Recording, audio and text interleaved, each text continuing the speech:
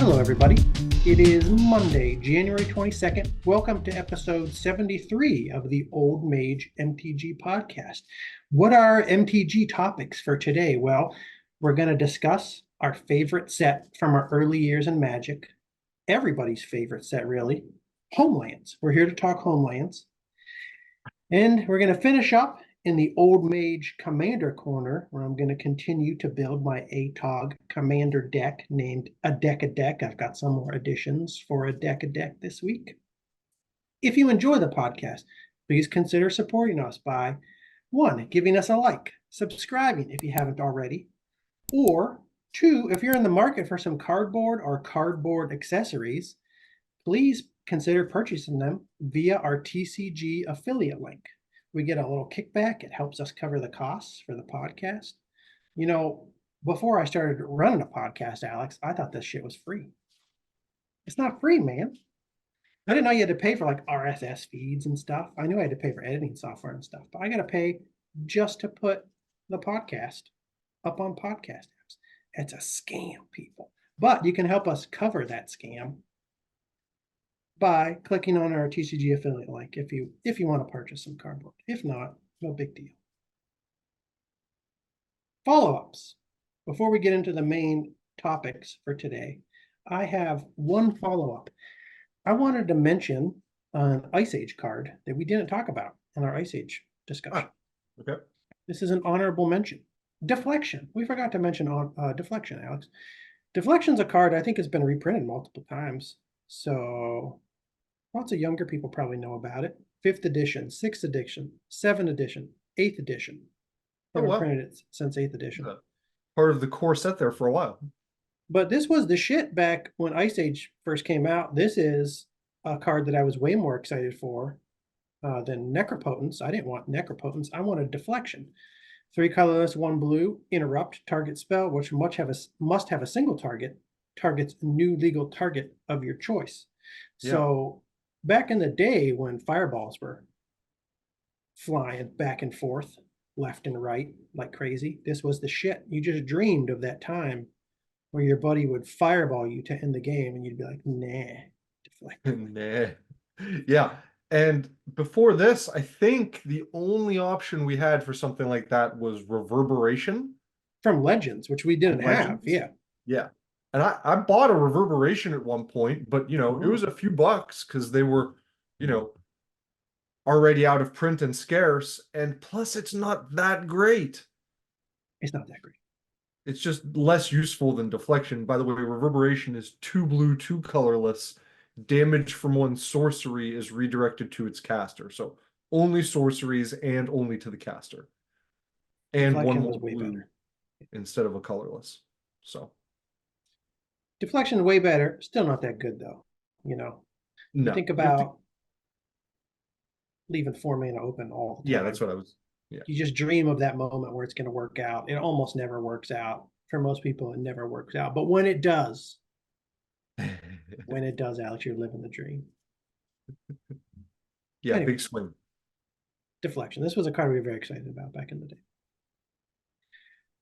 I'm going to get into our main topic for today, segment 1. We're going to discuss some cards from Homelands. Let's start by going back to the blog post that inspired this all, that inspired us to revisit the Ice Age block, a blog post that you sent me, a blog post made on a blog called Killing the Goldfish, or Killing a Goldfish, I should say, written all the way back in 2014, where the author reviewed the Ice Age block. Last 2 episodes, we've talked about Ice Age. We're moving on to the next set in the block. The author summarized the set prior to Homelands, Ice Age, like this. So while it didn't get all the details right, Ice Age was the first salvo in the still ongoing conflict between those who want Magic to be a fantastical game with large creatures and huge plays against those who enjoy gameplay revolving around seemingly mundane resource allocation, attrition, and casting pox. So cards like Pox, cards like Demonic Consultation, cards like Necropotence, all cards we overlooked, but the most competitive players at the time were jumping on top of those cards. This set, Ice Age, it had its flaws, but it was a large set with a grand design, many low lights, but some highlights. Some of the cards have stood the test of time. Some cards were very fun, nicely powered within their meta, and they introduced some interesting new mechanics. Honestly, I didn't love Ice Age all that much. I didn't love opening Ice Age boosters back in No. '95, but there were some chase cards like Deflection I really wanted back in the day. Some It cards I stayed played. interesting for a while because the set was big enough, and It was so again, big, like yeah.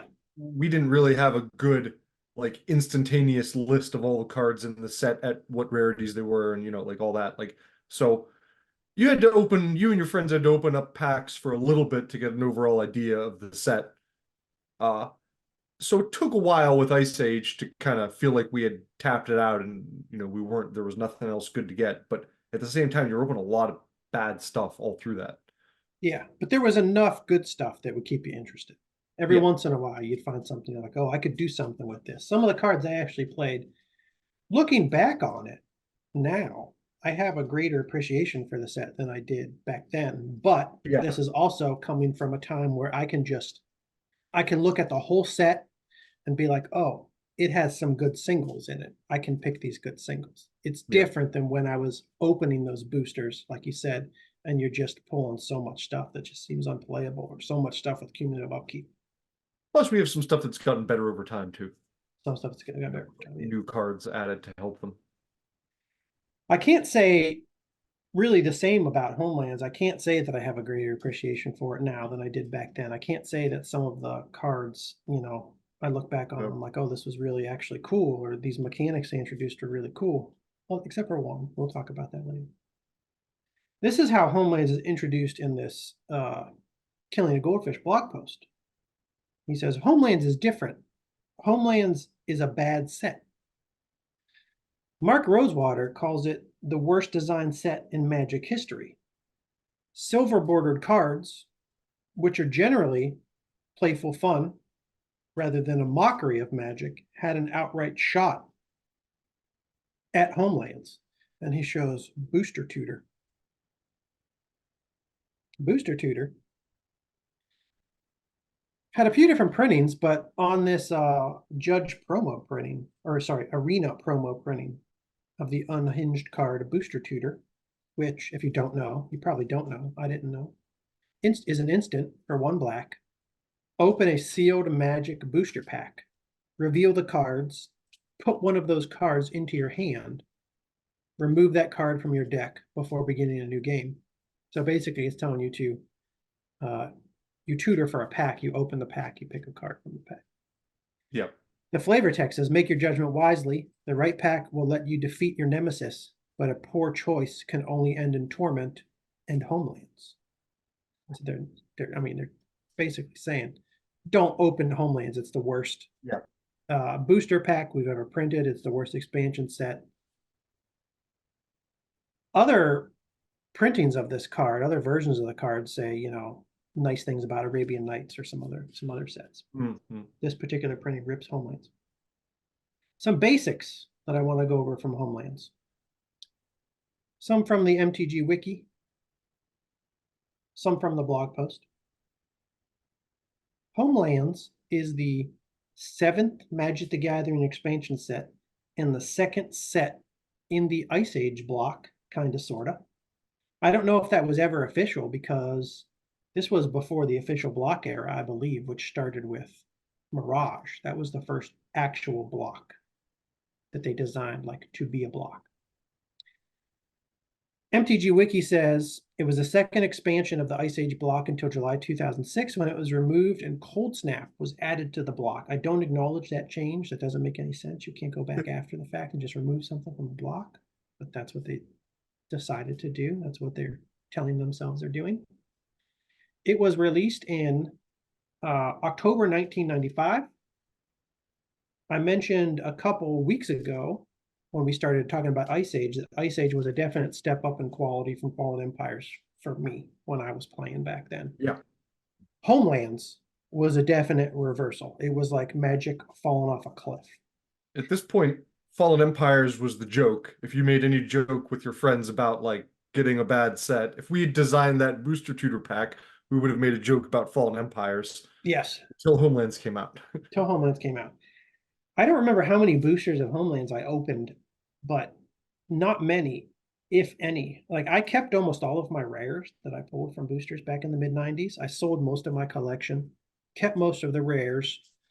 Over the years, I would occasionally sell off some of the big rares that I had. I'd need a little bit of money. I'd be like, oh, let me sell my Library of Alexandria, let me sell my moat. I sold off all my dual lands. But all the stuff that like wasn't actually worth posting on eBay and selling for a decent chunk of change, I just kind of kept. It sat in this tiny little box I had, mostly rares. When I looked back over that box of cards that I had kept all these years, like 2 years ago now, when we first started getting back into Magic, I didn't have any Homelands rares. So like, I don't even know if I opened a single, I don't know if I bothered to purchase a single Homelands booster pack. If I did, whatever rares I pulled, I just quickly got rid of. Yeah, maybe traded. Yeah. I know I've opened more of this than you. I can remember pretty distinctly a period of time where uh, I was ending up at the mall for whatever reason, and I'd like buy a pack of Homelands. Next time I'd buy a pack of Homelands. And I kept hoping to like find something good and kept getting disappointed. So I remember I was chasing, like before I knew what was in the set at all, I definitely opened a few packs hoping I'd get something good. I think what intrigued me about it initially was that they were building on some of the like previous card like names and history and stuff. Like, Mhm. for example, we see Sengir come Yeah. up in Homelands. Before you had the Sengir vampire, and all of a sudden you had like Baron Sengir and Grandmother Sengir showing up, and I'm like, oh, they're adding to this and supporting it a little bit. So I thought that was cool, and I was hoping I'd pull some cool Sengir vampire type cards out of the packs, and I did not. And that was your jam. You were a Sengir guy back in the day. I was a Sarah guy. You were a Sengir guy. That's what I remember. I was gonna say I don't remember there being a single like chase card or a card that we really cared about, but I do remember Baron Sengir. I remember that being like a cool Yeah. thing. MTG Wiki tells me the set contains 115 cards, 46 commons, and 69 uncommons. You can break these down further into 25 true commons. These are the C4s, 47 uncommons, which are 21 at C1 or 26 cards at U3. So they're pretty much both uncommons. Or 43 rares, and these are the U1s. They have no like official rare sheet. They were all printed on 2 sheets, a common or uncommon, and there were different rarities of commons versus uncommons. That leads to things that are relatively rare. So I say 43 rares. Some Yeah. people say there are 140 cards in the set. This depends on whether or not you consider art variants distinct cards. I don't, because I think mostly about a play perspective, and it's the same spell, so I don't really Yeah. consider variants, art variants, different cards. Although if you're primarily a collector and you want to collect every one, then those people tend to think of the art variants as separate cards. In the blog post and in MTG Wiki, they go a little bit into the design and development of the set. And I'm gonna go over some sections of this blog post because it has some unusual design history, at least unusual compared to the sets that came prior. In the blog post, they say, while the design of Homelands isn't very interesting, the history of Wizards leading up to it is. Homelands was designed somewhere around the time that the Dark was released, a time when Magic could practically do no wrong. Stores were still ordering comically large amounts of sealed product in order to get allocated a small percentage of it. Sets were essentially designed by whoever was around at the time: Arabian Nights by Garfield with a library card and a lack of sleep, Antiquities and Ice Age by Elias and the East Coast group, Legends by some Vancouver friends of Garfield, and The Dark by Jesper Meifers. While it's true that Homelands was designed not by R&D, but by 2 people from customer service, I didn't know any of this story until I started reading this blog post. This is misrepresenting what was going on back then. Homelands is more unusual for the fact that it was designed by 2 actual Wizards employees. Scooter Hungerford, and one of the designers, also happened to be the head of continuity, precursor to today's creative department. No one is upset nowadays if a creative person is on a design team. R&D, as we currently think of it, didn't really exist. Peter Atkinson put the call out for anyone in the company to design a set. So Hungerford and Kyle Namvard did.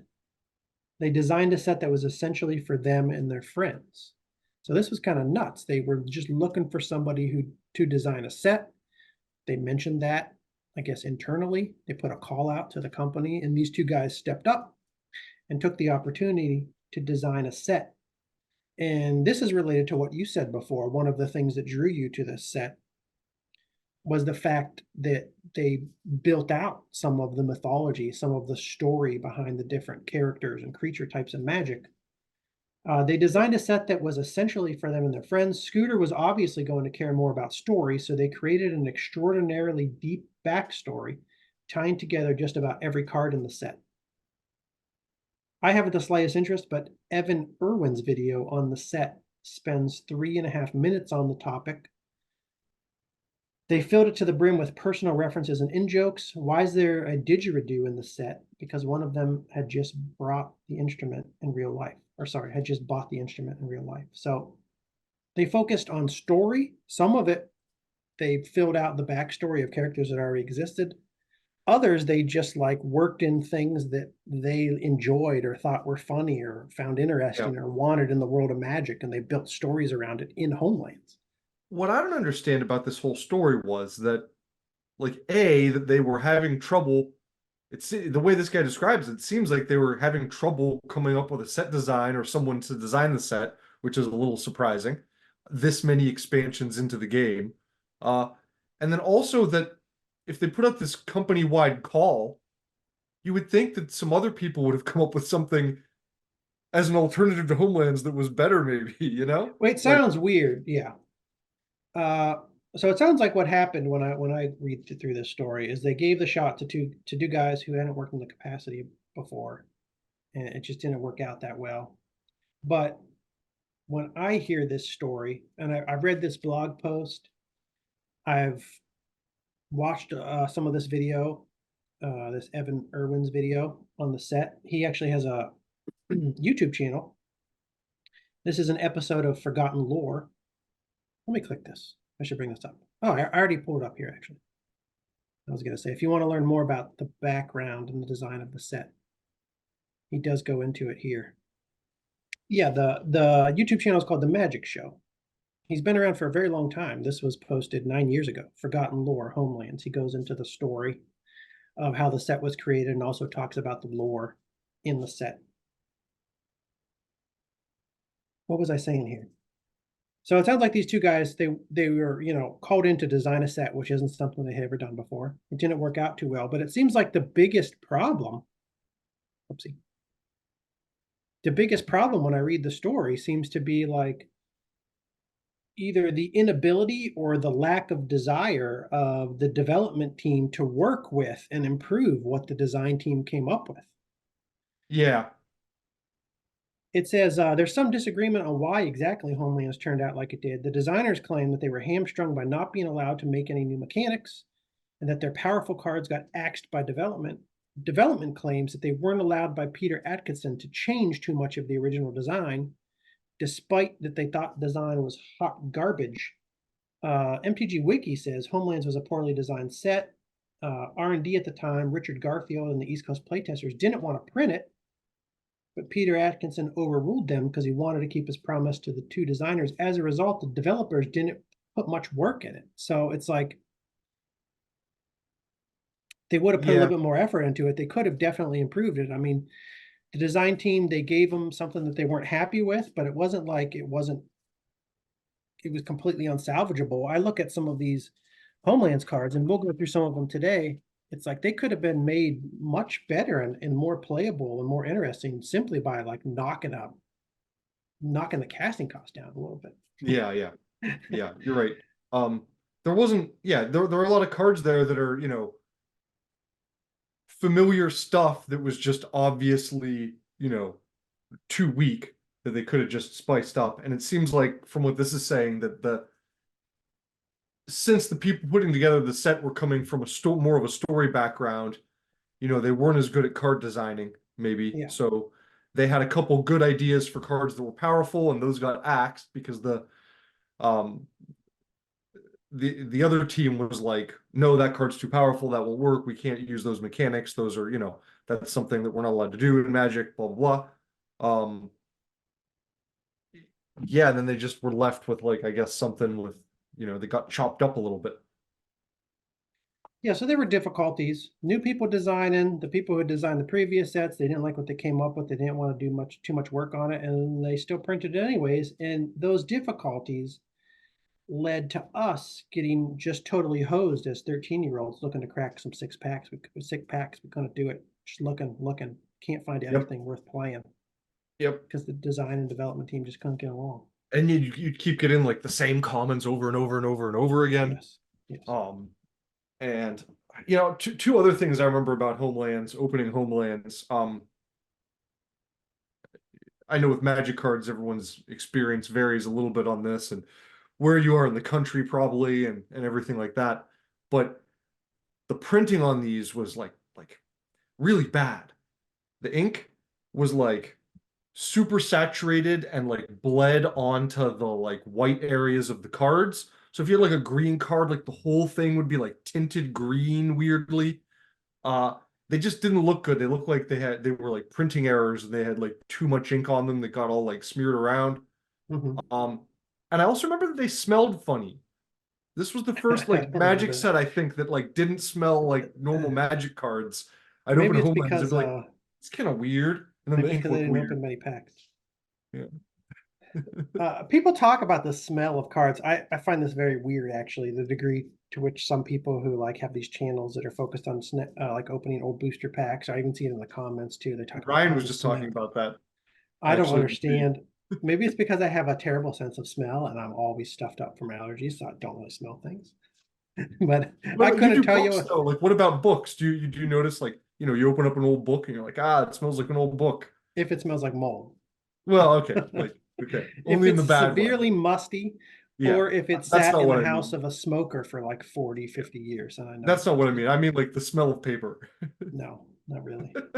I'm not a smell Yeah, I've guy. always noticed that, and I remember noticing it back with Magic. I remember, especially in those like early days, like revised, like there was like, smell those cards. I don't have that sense memory. I'm not Ryan going to be an old said guy that talking about the smells. Lorcana, I think is what he was talking about, smells like old Magic cards. This And he is was Ryan from excited when he Ohio. opened them. Okay, so if you're a Magic player and you're thinking about getting into Lorcana, should I buy some Lorcana packs? No, that they smell like old Magic cards. So if that's No, something you're no, into, they smell like Magic cards used to. yeah, like old Magic cards. Yeah, well, it's good, right? I'm saying if that's something you're into, then pick up a Oh, pack of Lorcana. Yeah. okay. Well, anyways, enough smells. Let's get on to the cards. We're going to talk about some of the cards in Homeland. Not all the cards. We're just going to select a few that were of interest to me then or of interest to me now. I'm going to start with the commons. So there aren't that many great commons in Homelands. That's one of the problems with the sets. They didn't introduce like any strong, cheap staples, really. Yeah. That being said, the best card in Homelands is probably a common. And it happens to be the most expensive common in Homelands. It's the only common with a market price above $1. It's quite a good common, actually, because you can use it to fetch cards that aren't printed in Homelands. It is Merchant Scroll. That's the joke that everybody likes to make about this card. It is Merchant Scroll. Merchant Scroll is a common from Homelands, reprinted in 8th edition. It has a casting cost of 1 colorless, 1 blue. It is a sorcery, and you can search your library for a blue instant or interrupt. Nowadays, just instant. Reveal that card to all players and put it into your hand. Reshuffle your library afterwards.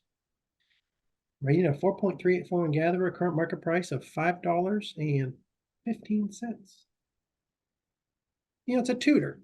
I don't have to explain to people why tutors are good. Nope.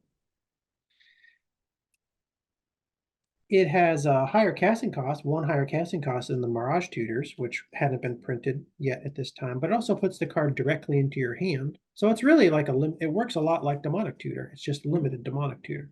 Yeah. Limited, and you have to show it to them. But if you need to get a counter spell like really badly, or, some other thing really badly, why not? Yeah, it's not a bad card. I never played with it back in the day, but it's not a bad card. I should probably pick up a couple. I don't know why. It's not restricted or banned in pre-modern. I think it's restricted in vintage, and that's it. I'm sorry, did you say if it's reprinted or not? And it hasn't been reprinted for a long time. 8th edition. 8th edition, okay.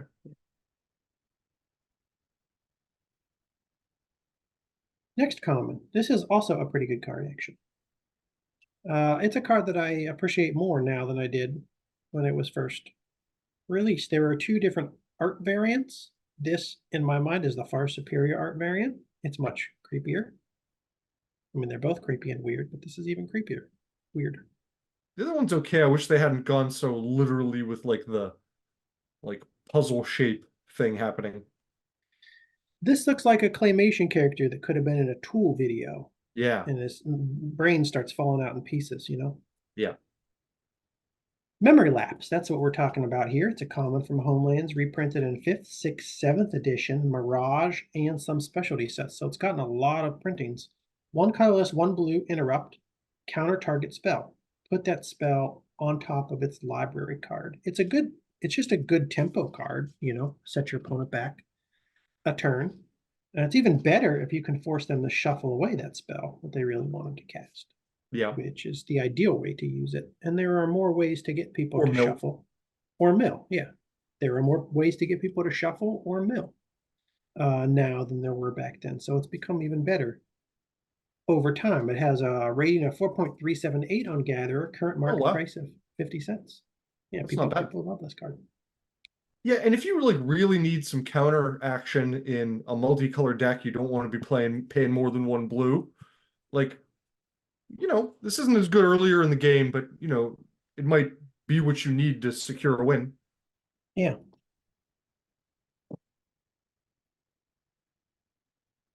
My cat is causing lots of trouble over here. I'm like, what do you do? Causing trouble. I have to keep moving her. Okay. Memory Lapse. Good card. I appreciate it more than I did back in the day. Also, when this was printed, I don't know how many counters. There weren't nearly as many counters. There were just 1 blue and 1 colorless. Right, yeah, I don't Mana Leak wasn't around yet, and if there was something like this, it was very limited. It was like they could get around it by paying extra mana, or it had to be a certain type of spell. Next comment. I like this one. Serrated Arrows. I always liked this. I liked this back in the day. It was I think it was pretty hot when the set first came out. A lot of people were playing it to give you removal options in different colors and to help you make non-boltable creatures boltable. Yeah. It is reprinted in Time Shift, anthologies, and a few specialty sets. It is casting cost 4 colorless. It's an artifact. When Serrated Arrows comes into play, you put 3 arrowhead counters on it. During your upkeep, bury Serrated Arrows if there are no arrowhead counters on it. You can tap it to remove an arrowhead counter and put a -1/-1 counter on target creature. It's a nice little card, in my opinion. It's quite good for a common. It's a nice option for a limited form of creature removal in any deck. I put this into a pre-modern mono green deck I was building for a little while. And then I found out about Masticore and some other cards. I removed it eventually, but it is, quite good to use in formats and in colors where you just don't have a lot of removal option. This brought that option to those formats and to those colors. Yeah. It appeared in quite a few big tournament decks from around the time when I was looking up tournament decks, but it's hard to say for me if that's because people really like them in the tournament or if it's because these were some of those tournaments from around the time where people had to play some defined number of cards from each set. Oh, I think that's why Serrated Arrow shows up in a lot of these decks, because there were rules saying you had to play at least 5 Homelands cards in your deck, in your type 2 really? deck. Yeah. There were different rules for different tournaments around that time because people weren't playing Homelands. Yeah. So they're like, you literally, if you want to play in Worlds this year, you have to put 5 Homelands cards into your Type 2 deck. But mom, But Serrated Arrows was good enough to be the card that they chose. yeah, It this has would a go well rating of with 4. quicksand. What'd you say? This would go well with quicksand. Yeah. If for some reason you were trying to use like colorless removal in your deck, uh, combo with quicksands to pick off bigger things. Has a rating of 4.085 on Gatherer, current market price of 30 cents. Cheap.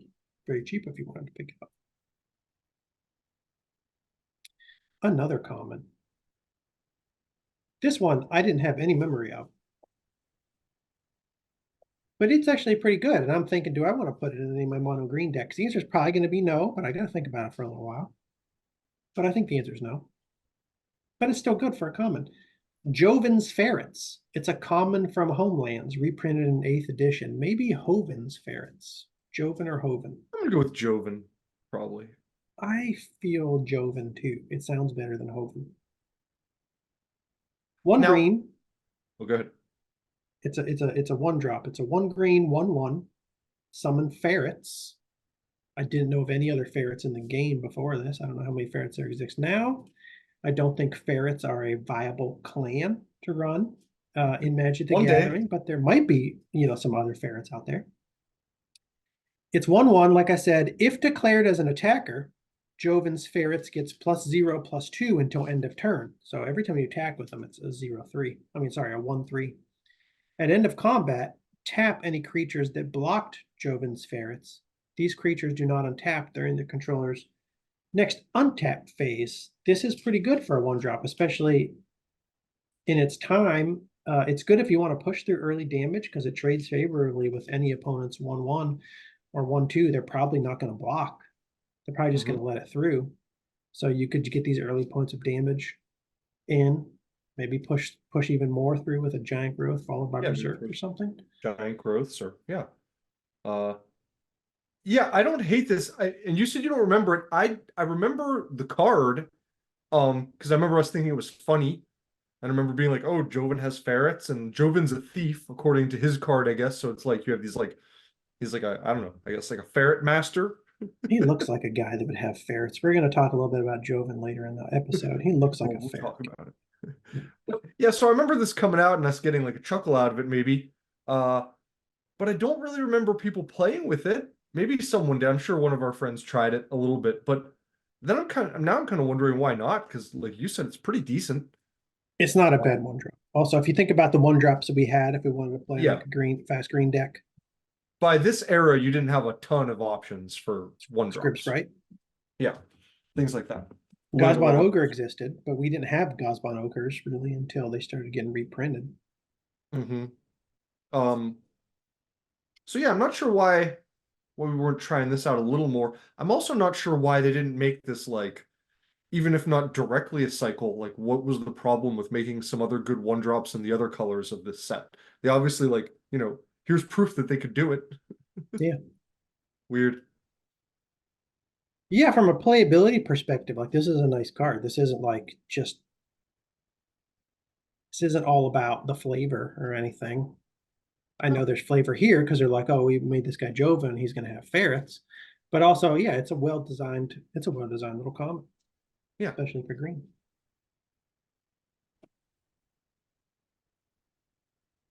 Gatherer, 3.862 rated.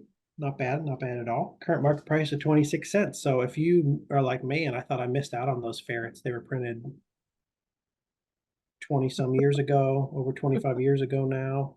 Trying to do a basic arithmetic in my head. It's hard. I assume you'll reprint on Joven's ferrets. Assume they'll reprint you're like, I thought I missed out. You didn't miss out. There's still plenty of opportunity for you to establish your Joven's ferrets position. They've never been printed. This is ripe for speculation, and they're never gonna reprint Joven's ferrets. No. There you go. Joven's ferrets buyout coming any day now. Any day now. Those are all the commons, really. Nothing that like you're like, oh man, I need to play that. Those are. And we didn't see another 1-drop in another color. Like what the heck? Not that stuck out to me. I don't know. Yeah, not that's good. I mean, yeah. Yeah, I say those are the only commons. There's plenty of other commons here, but you know, Joven is a common. We'll talk about him. There's nothing else that I think that, oh man, I really play this.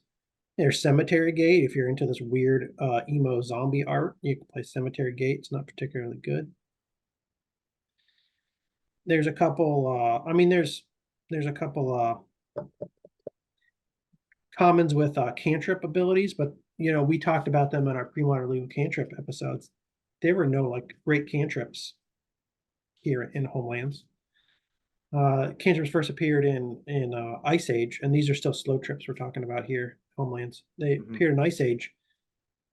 They got worse in Homelands. It's nice that they carried on the cantrip mechanic, but they didn't do anything to improve it, make it better. Nobody really plays these Homeland cantrips. Jinx is one of them. Oh yeah. One colorless, one blue instant. Target land becomes a basic land type of your choice until end of turn. Draw a card at the beginning of next turn's upkeep. Yeah. How about permanently, Yeah. Like they should have just made it permanently. Anyways, I didn't have any other comments I really wanted to talk about, so I'm going to move on. Well, that's not true. Some of these are comments. There's another group of cards that I want to talk about next. Some are common, some are not. But I'm grouping them together because they're all legends.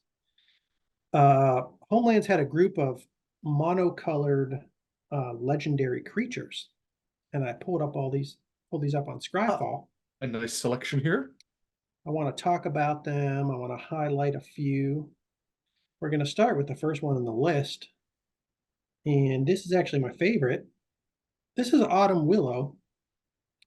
Autumn Willow is 4 colorless, 2 green, 4/4 summon legend. It's a mono green legendary creature. The design team gets criticized for not introducing new mechanics in Homelands, but this is actually a new mechanic that was introduced in Homelands, and it is a really great mechanic. In some ways, it might be, I mean, under certain conditions and certain decks, it's even more interesting and better than what it eventually became. It eventually became Shroud. This was the inspiration for cards with Shroud. However, this was not introduced in Homelands, though. Technically. What are you talking about?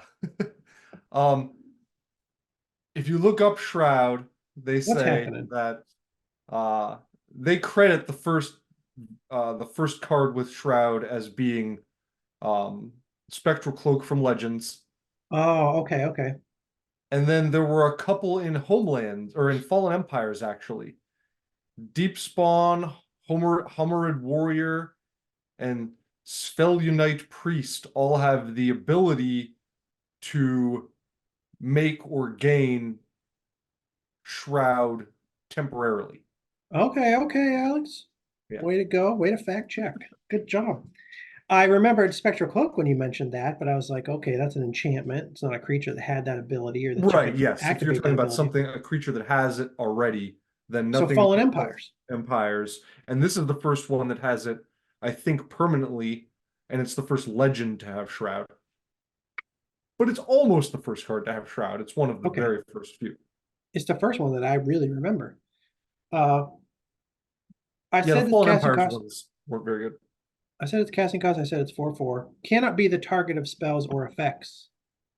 But you can pay 1 green. Target player may target Autumn Willow with spells or effects until end of turn. Which is nice. It's nice. You chop a mana or 2 off this, it's played a lot more than it is. That's the only thing. I never wanted to play this because I was like 6 casting costs. Jeez, like, it's a lot. But the fact that you can allow yourself to target her, but not your opponent, you know what I mean? It's not like, oh, remove the Shroud until the end of turn. It's just remove it for you. So that's nice. Yeah, that's awesome. You can giant growth her, and they still can't target her. Exactly. It's great to have you giant growth berserk your Autumn Willow. You don't have to worry about getting it swords and getting like 3/1. Terror. Worst they can do. Yeah, terror. Terror would be worse than swords because at least swords you gain a ton of life, but still, you usually don't want that to happen. The worst that can happen is you get counterspell.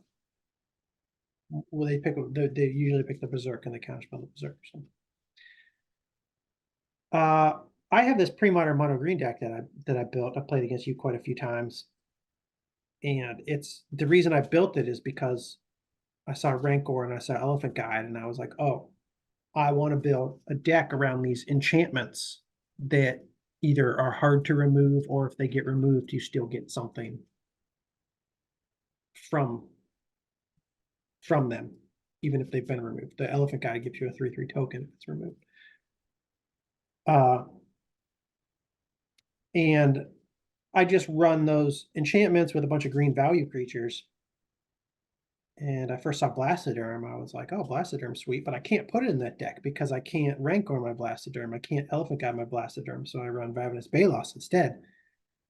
Autumn Willow would be fun because it's something with a Blastoderm ability, Shroud, or a Blastoderm like characteristic. Shroud can't be the target of spells, but I could pay 1 green and I could Rancor this bitch up.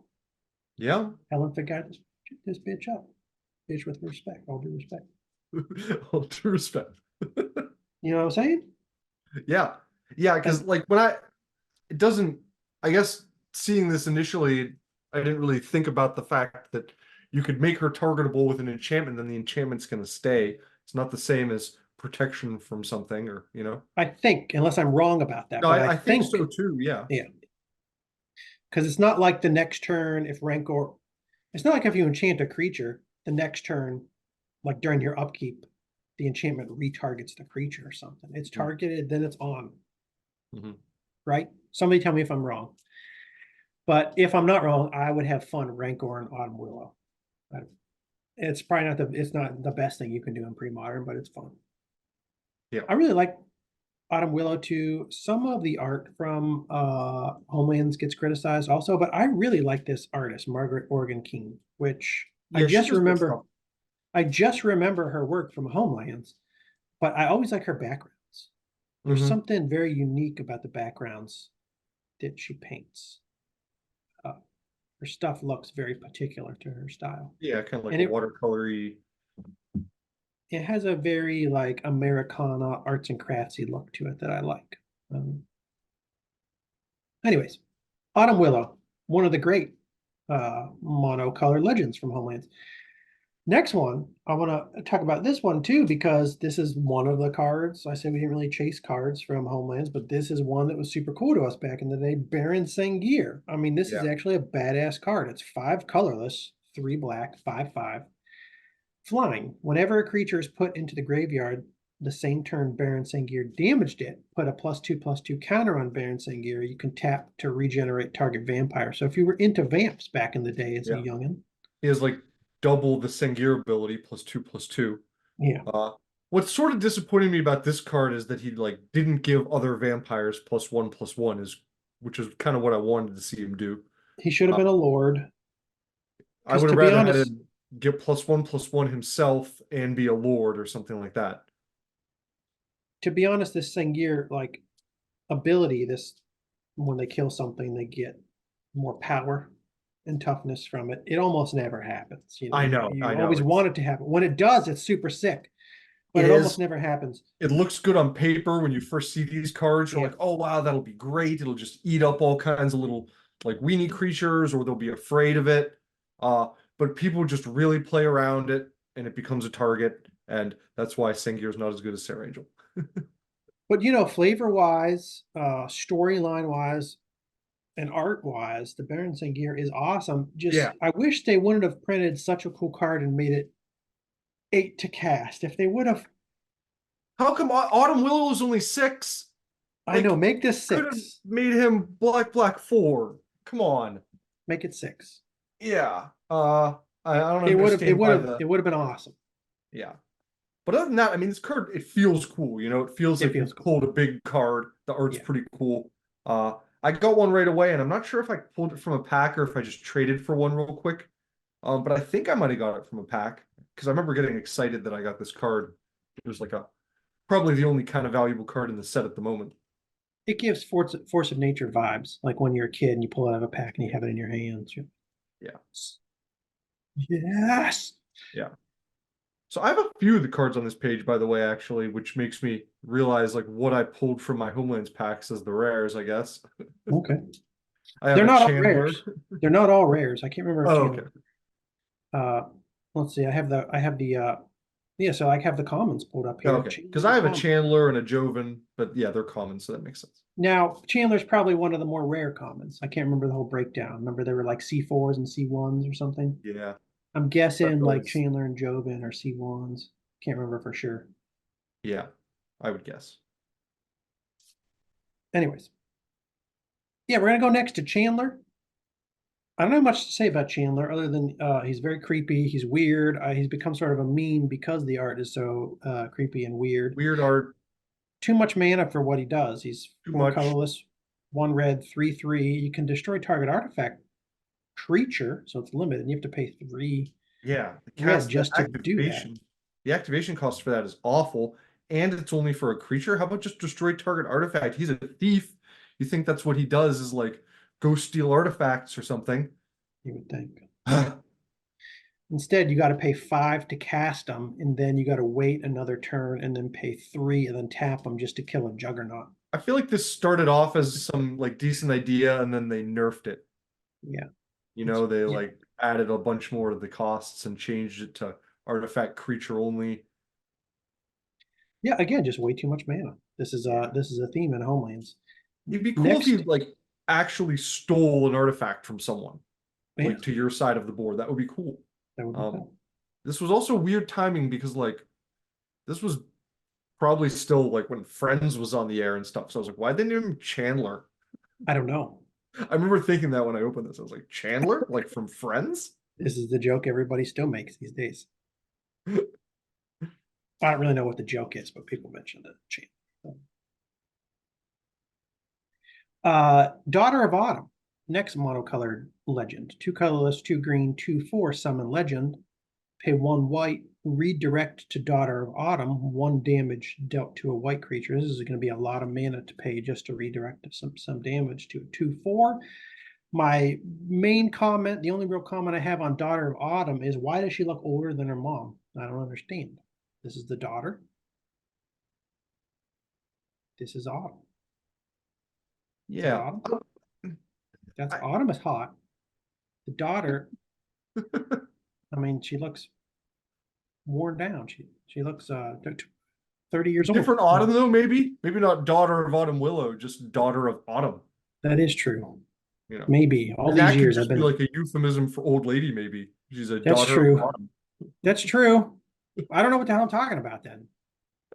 I saw Autumn Willow and I saw Daughter of Autumn, and all these years I've been thinking this is supposed to be her daughter. But Well, it yeah, you're looks probably like her a right. little bit, so that's partially misleading. Probably right. I don't, Next, oh, sorry, I wanted to keep talking. Can we keep keep talking? going. Keep going. I don't hate that ability so much because, you know, you could use it just to save like 1 damage from a creature that might otherwise be killing it, I know. you know. But there are other cards that do that better, especially if you're playing white.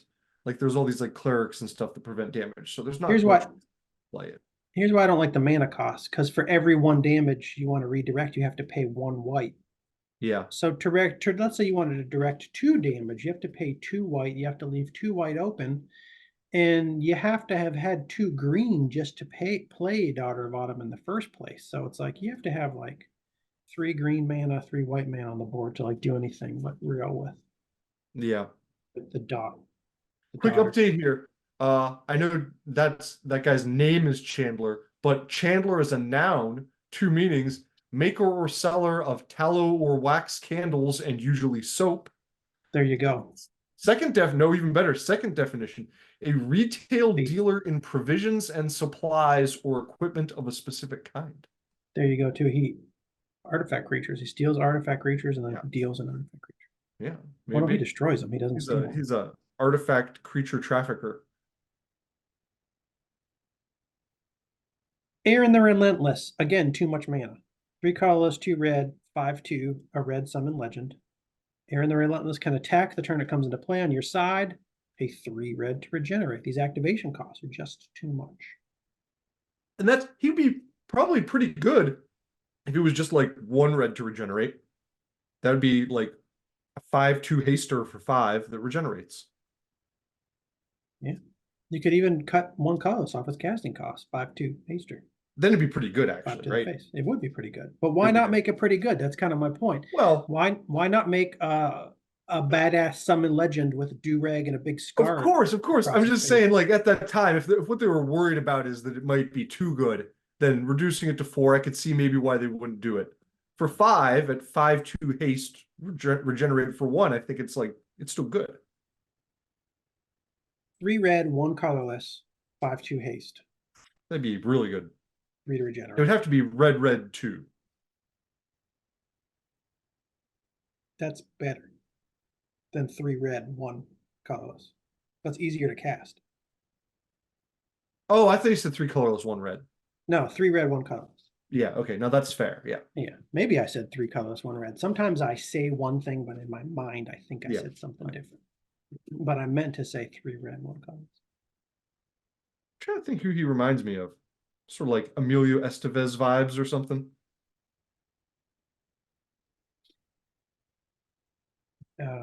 I'm thinking of a guy before Ricky Martin. Rico Suave. Who's saying Rico Suave? I don't know what Rico Suave looked like. He looked a little bit like Aaron the Relentless if he had a big scar and if somebody knifed him in the face. I think maybe. Rico Suave was a song sung by Gerardo. Weird Al Yankovic did a parody of Rico Suave, but I can't remember what he said instead of Rico Suave. It came out in 1990. A single by Ecuadorian rapper and singer Gerardo. It appeared on his 1991 album, Morimo. Aaron the Relentless doesn't look like Rico Suave now that I'm looking at Rico Suave because Rico Suave, here's Elton John in red sunglasses. We had that because we were looking at Urza's sunglasses earlier, folks. I mean, I don't have to explain why I'm looking at pictures of Elton John, you know? No, I'm not. I didn't think you did. I thought they might be interested. The Weird Al version was called Taco Grande, by the way. It's racist. It's Here. racist. Here. Okay. Weird Al means well, though. He seems like a very nice guy. It was a long time ago. Yeah. Done with things were different. No ill intent, I believe. If he had blonde hair instead, and then somebody knifed him right here on the right side of his face, just dragged the knife down across his eye, all the way down his cheek, then he'd look a lot like Aaron the Relentless. He does have the bandana. I think that guy gives me Milli Vanilli vibes. Milli Vanilli also had dark hair, though. Yeah. No, I mean the Rico Suave guy. Oh, Gerardo, yeah. Milli Vanilli vibes. I believe he was like post Milli Vanilli, so it was they were probably trying to jump on the same bandwagon. Here's Gerardo a little bit later in life. Anyways, next two, Grandmother Sangir and Hasdor the Abbot. I'm just kind of grouping these together. Again, both too much mana and their abilities are way too weak. In general, this is what we see. This all was these a legends. real disappointment because when I think I found out there was a Grandmother Sangir card before I saw it. She's like in the Autumn Willow flavor text and one or two of the other characters flavor text. So I was like, oh sweet, there's all these like Sangir patriarchs and matriarchs and stuff. They're gonna be cool. And then I was like, this is like the grandmother, the matriarch of the Sangir clan. Like she should be sweet.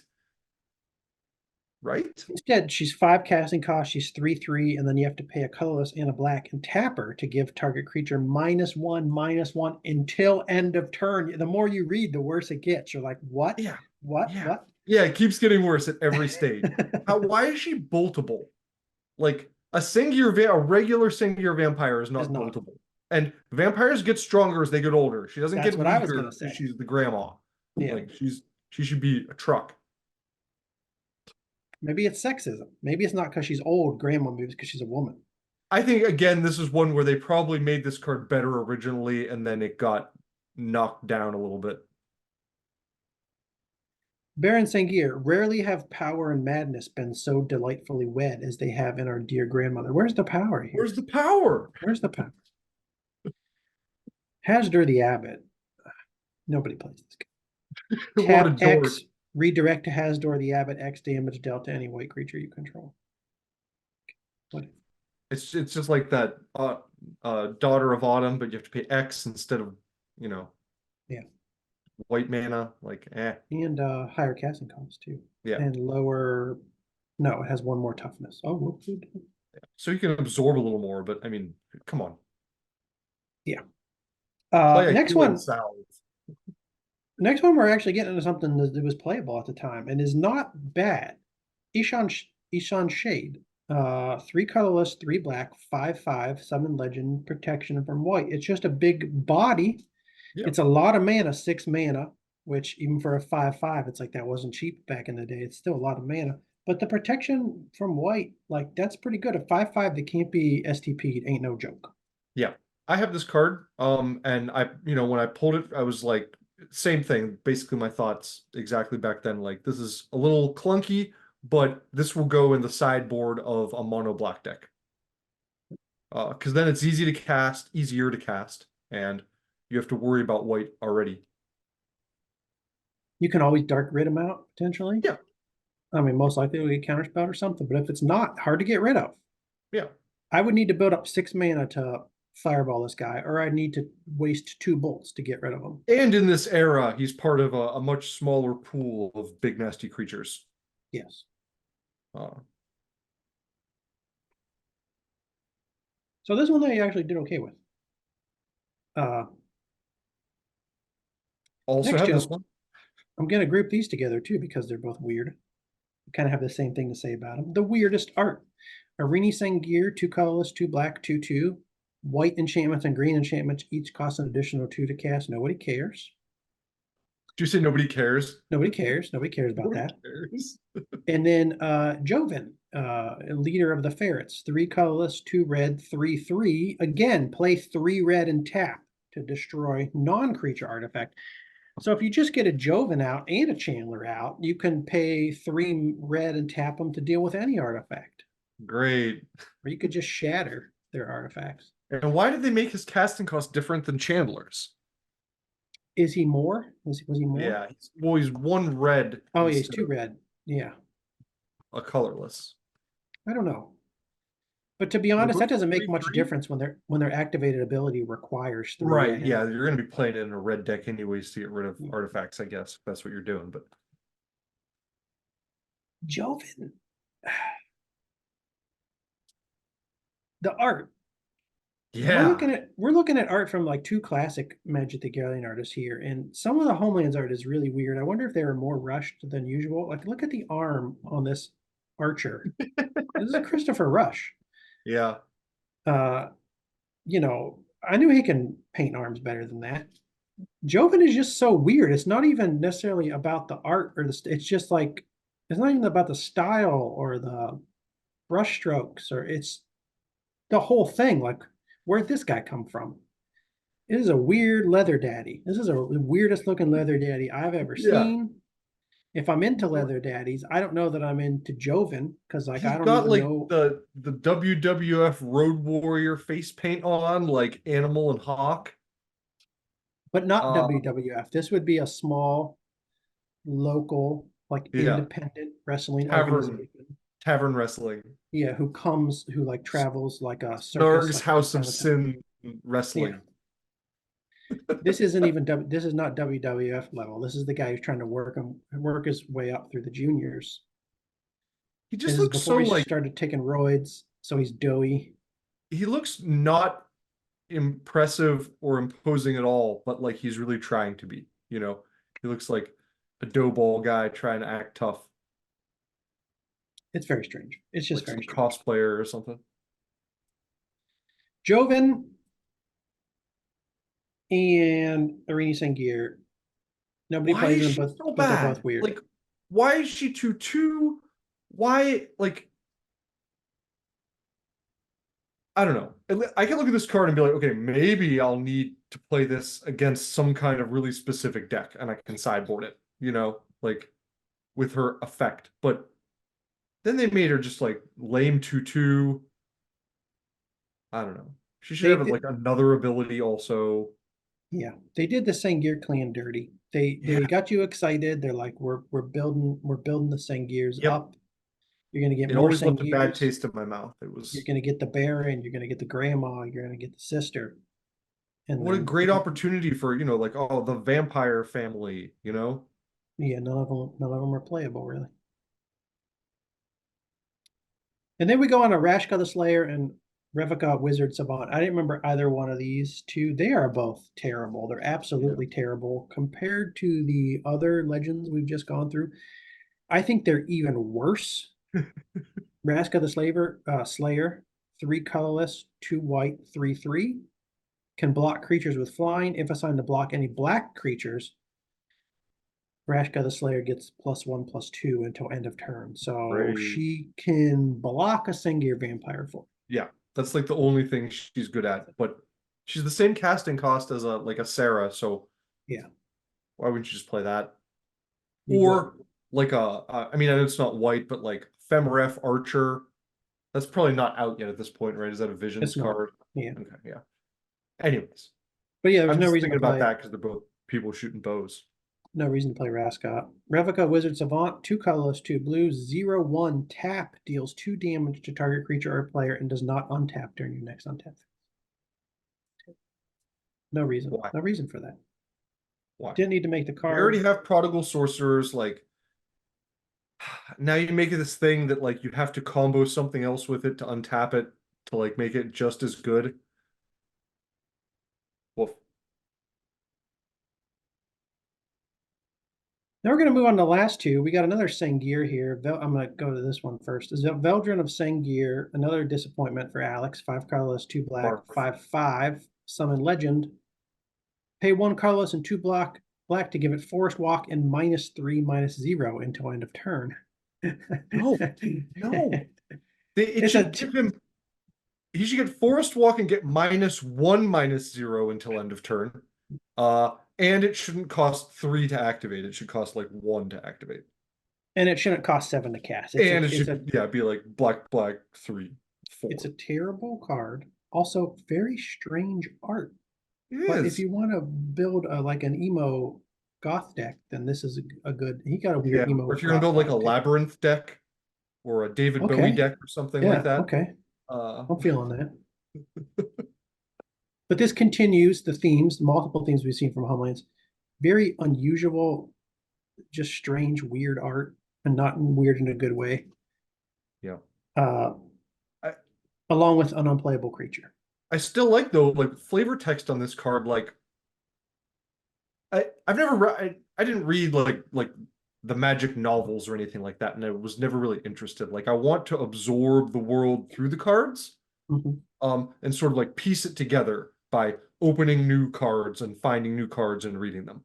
And Homelands did do a good job with like flavor text that like referenced each other, and like you learned a little bit about this card by reading the flavor text on that card.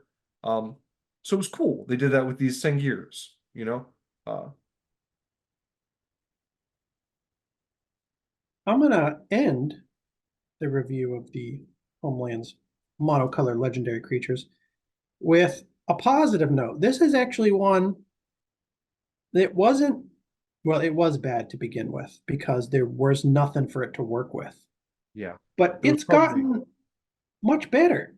It is Soroya the Falconer, 1 colorless, 2 white, 2/2, summon legend. All falcons get +1/+1, and you can pay 1 colorless and 1 white. Target falcon gains banding until end of turn. I say this has gotten a lot better because it's been errated to now work with all birds. So any Yep. bird creature, any bird Just soldier birds. creature, this now gives an anthem effect to 3 mana, and you get the ability to band them together. So you have exactly what like the normal lords are like 3 mana for a 2/2 with the anthem effect, Yeah. and she can give banding. Which can be a real pain in the ass. People overlook it, but if you have Can. a combat focused deck, banning can be a real pain in the ass. The only downside is it's a legend, so you can't benefit from the anthem effect more than once. But Right. I don't have a problem with that because it's not poorly costed. It has 2 solid effects, and there are plenty of other. Let's say you want to have more than one Anthem That's effect in your white deck. There's plenty of other white Anthem spells. well, that's what I was going to say too. Yeah, if you're building like a bird deck, you have lots of other options, so it doesn't matter that you only have one of her. So if you're out there and you're playing a bird commander deck, you should put Soraya the Falconer in there, Yeah, I'd try it. especially if it's an old frame bird commander deck. Bird. So I like Soraya the Falconer. I think it's Yeah, gotten she's good. way better. I like Ishan Shade too. I like Autumn Willow. Yeah. I wish I liked Baron Sangier. I like his God, art. just a Everything little else. less mana. Come on.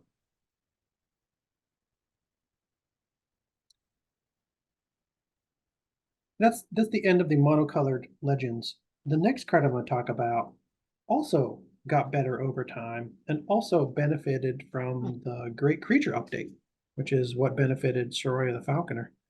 This is a bit of a I don't know what you want to call it. Recurring character on our podcast. One It of our showed pet up project before. cards. Yeah. Ace and We've mentioned. Crusader. They Yeah, will still sorry. they will still show the art for this card on sites that they won't show the Crusade art for. Even though she's a Crusader, maybe people just haven't thought about this yet. She's a Crusader. She's a rare from Homelands. She's on the reserve list. She's 2 colorless, 2 white, summon Crusader, now Human Knight. The errata text says Human Knight. 2+ star power, 2+ star toughness. Ace and Crusader has power and toughness, each equal to 2 plus the number of heroes you control. Now, Ace and Crusader power and toughness are each equal to 2 plus the number of soldiers and warriors you control. That's the errata text. Which is There's nice. lots of soldiers and warriors out there. I might And they throw seem this to one in. keep making more, so I feel like, this is They're always going to make more soldiers. yeah. They're never going to be like, no more soldiers. That's not a thing that we need to make in this card game where creatures battle other creatures on the battlefield. There's no soldiers anymore. It's still cheap. Current market price of $1.03, $1.03, 3.345 rating on Gatherer. I might throw this one into a deck I'm messing with. It's not terribly hard to get this card to be a 5/5 for 4 mana. And it's great for kitchen table magic, I think. Very good kitchen table magic card. Nene Thomas also has really cool art. Yeah. Nene Thomas also did the art for Hecatome, talked about last week. Oh, okay. And other stuff too. I can't remember. Every once in a while I come across a card, I'm like, that's sick. And I'm like, oh, that's Nene Thomas. Yeah, this art I probably didn't pay too much attention to at first, but the more you look at it, it's very good. I mean, it gives me Rebecca Guay vibes before Yeah. Rebecca Guay was in Magic. So Ace and Crusader, Ice and Crusader, that's a cool one. Not bad, not a bad budget pickup for Homelands for your kitchen table magic decks. Next one's another reserve list card. A little bit more expensive because people like to speculate on it. They like to buy it up and then sell it, and then buy it out and sell it. Current market price of $8.93. It's a rare from Homelands reserve list. 1 colorless artifact. It's Didgeridoo. Didgeridoo. You can pay 3 colorless, take a Minotaur from your hand and put it directly into play as though it were just summoned. I saw a comment on Gatherer made by Nimbleheim Balesti on the 23rd of June, all the way back in 2010 at 12:53 and 38 seconds p.m. in the PM.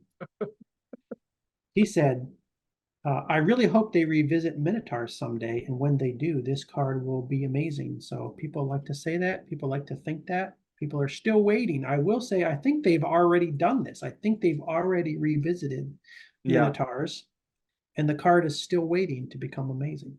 Yeah. Well, yeah, I think they, they maybe made some Minotaurs, but none that were super great enough to make this really spike. That's what they keep doing. They do make new Minotaurs sometimes, but they're always mid. Yeah. And they're not making like a Minotaur set that's like just like chock full of Minotaurs either. And I think they'll avoid to do that at this point just because they know they're like, you can't make any Minotaur too good because then Didgeridoo will be too good, They're Like very concerned about the didgeridoo. Didgeridoo is gonna put like The a didgeridoo meta. ceiling on the power of Minotaurs in the future. I don't know. They've made some pretty damn powerful cards. I think they can make it I kind know. of, yeah. I'm joking. But I know. I mean, it probably will happen though. They will eventually make some Minotaur commander who's awesome. And when they do that, then people will be like, I need Didgeridoo so I And can it'll shoot up in price, and then 6 months later it'll be back 2 down weeks, to where yeah. it was. Yeah. I looked to see, I didn't do a lot of research, but I was like, have they ever made a set where they actually printed more Minotaurs? I say I think they've done this already because there was a modern frame set that we haven't got to yet. I'm not sure when we'll get to it. It's gonna take us a while probably because I think it was printed in like 2013. It was called Theros, and it was like Greek mythology based. Oh yeah. So I think there were quite a few Minotaurs in there, and I think people look at this. I'm looking at this. That's when the first spike. You called it. Yeah, January 2013, didgeridoo was 75 cents, and then July 2013, it was $6.36. This was the first didgeridoo buyout attempt, and it was right after Theros was printed. All right. This is probably, yeah, I'm trying to get rid of this price. This right here is probably the set symbol for Theros. Right, whatever is right above this period here. Anyways, people are idiots. This is what happens. And then, if you held Theros all these years, you weren't even back to even until everybody got stupid after COVID. Everybody got infected with COVID and broke their brains. Yeah. They got brain damage from COVID. They can't smell anymore, and they also can't make sound financial decisions. So they started buying copies of Didgeridoo, and they drove it up. They can't smell anymore, and they can't effectively estimate the cost of Didgeridoo. They can't properly assess financial risk, so they spiked it up from $4 to $44. And they've just been working. It got up to Holy $44. shit! Who the fuck was paying $44 for a Didgeridoo? A lot of people, including probably a lot of YouTubers that were like, your next investment should be graded Didgeridoos. I guarantee you there's like 5 of those guys at least on YouTube. Yeah. And they were probably making all their graded didgeridoo videos in February of 2021, and they probably stopped making them after that when the price got lower and lower and lower again. All right. That's didgeridoo. That's what I have to say about didgeridoo. Next card. Zectomorpho. Willow Priestess. Here we got a couple more cards that I think have also gotten better since Homeland came around, but not better enough. Not better enough, I don't think. Right. Otherwise, they'd be more expensive. Willow Priestess, a rare from Homeland's reserve list. It is 2 colorless, 2 green, summon fairy. So, back in the day when we're opening that's Homelands, the priestess. It's not even the lady holding the cat. I never even realized that. Yeah. Back in the day when we were opening Homelands packs, and you open Willow Priestess, and you're like, oh, this is sick. I can pay 2 colorless, 2 green for a 2/2 that I can tap and take a fairy from my hand and put it directly into play as or just summon. That's sick. What fairies can I do that with? Like, what fairy? Scrib Sprites. A 1 casting cost, 1/1. I literally can't think of another fairy. There was the legendary creature like Pixie Queen, who's probably a fairy. We didn't have Pixie Queens. And also, that's also not that great for this ability either. Can't remember what the casting cost is of Pixie Queen. It might be 3. Let me see. What I'm getting at is you couldn't really do anything with Willow Priestess. This was, again, not a developed group of cards. Sorry, Pixie Queen was 4 mana and for a 1/1. Okay. That gave flying for 3 mana and tapping. So yeah, you could have played the Willow Priestess for 4 and next turn tapped it to play out a 1/1 Pixie Queen that you probably didn't have as a kid because it was in Legends. You probably missed out on it. Right. And your parents weren't buying you a $7 Pixie. Yeah. And I don't know if this was supposed to be forward looking, like we're gonna make this card and we're gonna make more fairies later, or if maybe they made some and then they got axed from the set in development. I don't know either. If it was forward thinking, that wasn't how we thought as 13-year-olds open packs. I'd only been alive for 13 years. I didn't think about the future. I thought did. I'd No, be I dead did. I already. definitely remember being like, oh, okay, this card isn't good yet, but they'll print more of goblins or vampires or whatever. Because, new sets were coming out. It was like they'll add more. You had a longer view than I did. Yeah, I mean, I want it now. yeah, but I also at Give the it to me same now. time I was seeing that I knew that was like a low odds hope. You know what I mean? Because Yeah. they would add new things, but I'd seen several sets now, and it's like they weren't necessarily supporting some of the creature types that I had hoped they would thus far. So it was still kind of like well, maybe they will, fingers crossed. Anyways, rating of 3.390 on Gatherer, current market price of $4.31. I say this Really? got better because there are more fairies now, a lot more fairies actually. I don't know a lot of them yet. I know almost none of them. The Many of one them good are one, modern frame sets that we're going to get into eventually. I think this isn't more expensive because I hear the streets tell me that the best fairies that have been printed since Willow Priestess came out are actually the blue and black fairies. well, yeah, I was gonna say, yeah, blue, at least that I know of. What's the one I'm trying to think of? Don't It's the know. one that gives you the casting cost back. That's like blue one, and then Don't you know.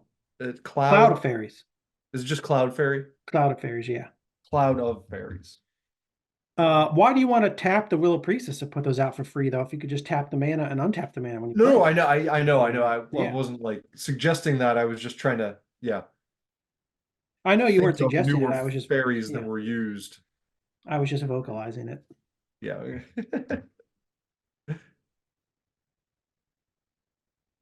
Anyways, next one. I also think this is kind of cool. It's also a fairy. Well, wait. Are we Sorry. still having? You got I something mean, else to say that about would Willow work though, Priestess? because you could Willow Priestess your Cloud of Fairies and then untap 2 lands that you never tapped to begin with. Oh, that's true. Cloud of Fairies probably says just untap 2 islands or something. Yeah. Okay. But anyway, sorry. Next. Another fairy, also gotten better from the time it was printed because there were more fairies, but also still not like amazing. I think it's even worse than Willow Priestess. I think if you were going to play one of these, you'd play a Priestess over this next one. Fairy Noble. Got to type this. Got to type this in here. Yeah, this seemed a little underwhelming to me. Rare from Homelands, also reserve list, 2 colorless, 1 green. He was just a summon noble. Now he's a summon fairy noble. He looks Okay, rather right. roguish for a noble. Yeah. I don't know what you said. Like, why does he have an eye patch? Like, I don't know. Did he like fly into a twig?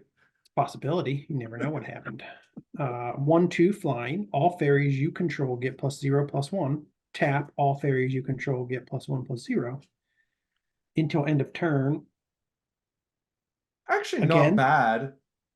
better than it was first. Better than when it was first printed, but not particularly strong. I said maybe you get a spot in a fairy clan singleton deck. Maybe get you're running a fairy clan singleton deck. This pumps some stuff. 1/2 flying with 2 special abilities. That's not like awful for 3 mana. Yeah, the special abilities are they're both like they're neutered. They're neutered anthem. They're neutered Lord Yeah, effects. yeah. You're only getting you're getting 2 halves of 1 special ability. And you got to tap them to get the 1/2, the better half actually. And since he's I don't know, flying already, you might be wanting to use him as one of the attackers or blockers. I guess all the fairies would be flying, doesn't matter, but I don't know. He could block a hippie successfully, right? Because I'm assuming he gives himself +1/+1 since he's now a fairy. Is he now? I hope he will be. He's now a fairy noble. Okay, yeah. So yeah, now he's 1/3 flying. Okay, cool. He could block but not kill a hypnotic specter. Yeah. Well, you could block and then tap him to pump himself and kill the Spectre. Does that still work? Because damage isn't on the stack now. Let me think for a second. Because I always confused about these abilities where you have to do something, activate something. I think so. You Because it's like declare first you blockers, declare blockers, and then it and would then be, damage is dealt. yeah, if you tap it after that happens, it shouldn't matter, right? Yeah. Yeah, because you can tap a creature after you block.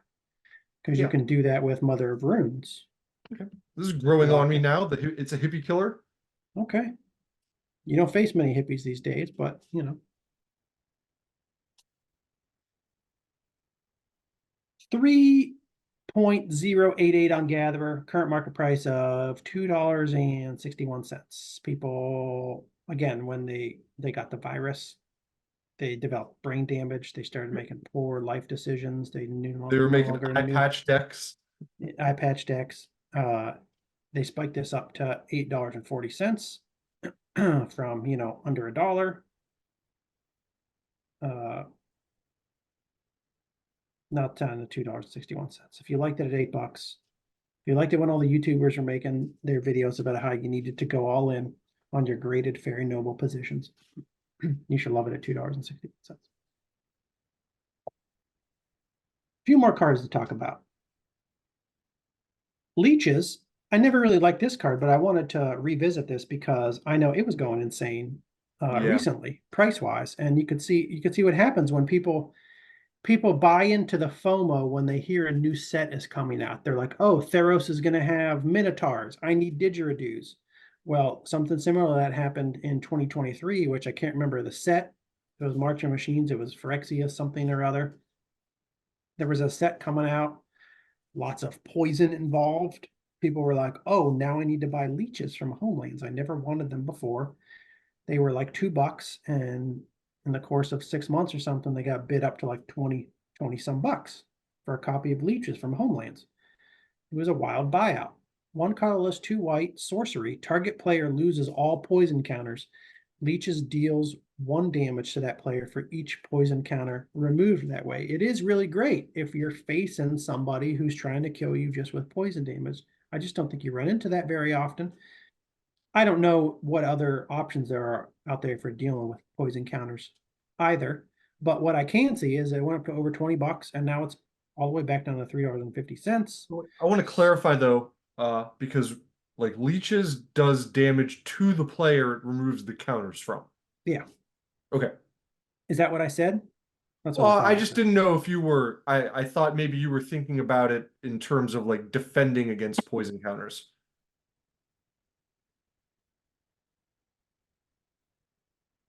Oh, okay. So I was thinking about it a little bit wrong, actually. Well, I actually, was maybe thinking, I was too, though, because okay, since poison counters, don't they work in a 2-to-1 ratio or something? Don't you just need 10 poison counters to kill someone? I almost know nothing about poison, but I do think you just need to get 10 Yeah. So to if you get die. 9 poison counters on me, I could be like, oh, I'm going to remove all of them and take 9 damage, which Yeah. would be better for me. Yeah. But also if there's a way for you to put on a bunch of poison counters and then deal damage with them. Sure, we should have researched leeches more. I don't need to research leeches. I just wanted to talk about how next time people are FOMO and just realize you probably don't need that card that nobody wanted for like 25 years. You probably Yes. don't need it. Yeah, it'll come back down. You'll think you'll need it, everybody will buy it, and then they realize that, oh, this actually isn't that good to deal with the situation that I thought I was going to have to deal with all the time. Or maybe there are better options, or maybe you never actually run into that situation because people aren't actually playing the card Or that you thought was going to yeah, be the big beat the for the new current set. meta will change in 2 months when a new set comes out, and everyone will be done playing this deck that they're playing right now. And this is so specific that you can't use it for anything else. So Yeah. don't buy them for 25 bucks. Until the next time a poison thing comes out. Yes. 30 years Which, from now. which will happen. It will happen, but It again, will. it will be a probably flash in the pan event again. Okay, so just to clarify what this does. Target player loses all poison counters. So you use it on yourself most of the time, or a partner, because you don't want them to die from the poison. But then you or your partner, whoever you target, will also be dealt 1 damage for each poison counter that you remove. just to clarify. I I want may to have say said there it was wrong. some way people were using it offensively too, though, where there was like another card that like had a trigger, where it would like deal damage for poison. Yeah, you know what I mean? So then this would. I'm trying to Maybe find some. I'm not sure. I don't remember. I don't know anything about poison because I never play with it, and it wasn't that big in old frame Magic the Gathering. You can look that up. I'm going to move on to the next one. I just got two more that I want to mention. There's not a whole lot to say about them. I just think they're kind of interesting cards. And this one, like Leeches, also had some spikes, but it's back down to a reasonable price if you wanted to pick up a copy or two. It's Anzarin Ruins. Got up close to $10 not that long ago. It's now available for $1.64. Yeah, I think I bought this for $4 and was excited for getting a good deal. Okay. Idiot. 2 colorless, 2 red, enchantment. Choose a creature type. Creatures of that type do not untap during their controller's untap phase. So it's good clan hate, good little sideboard card, not that bad. Fine sideboard card. Kind of interesting. Yeah, I probably just jumped on the bandwagon and bought that when I didn't need one for any reason. Reserve list. Get yours graded, Alex. You'll be happy you did. 75 years from now, people are going to want graded Anzarin Ruins. Again, I think mine has like weird ink, Okay. like it's like all dark and weird. Primal Order. I don't hate this card. Like I don't hate Anzarin Ruins. I don't hate Primal Order either. You can pick these up for $1.21. Not a bad sideboard card. And it's a way to actually do some direct damage in green, potentially. Depends on what deck you're playing, which is why I say it's not a bad sideboard card. Although, if there's space for it in your sideboard, I don't know, because there's a lot of things around in sideboard. Primal Order, 2 colorless, 2 green enchantment. During each player's upkeep, Primal Order deals 1 damage to that player for each non-basic land he or she controls. Reason why I like this is because, you're probably going to run it in mono green. Mono green, Yeah. You're never running any non-basic lands, or rarely running non-basic lands. If you are, it's often like a wasteland or something that you can sack Maybe to destroy something. manlands, but you could just not That's use true. those instead since you're That's doing true. this. You And could I not think use them.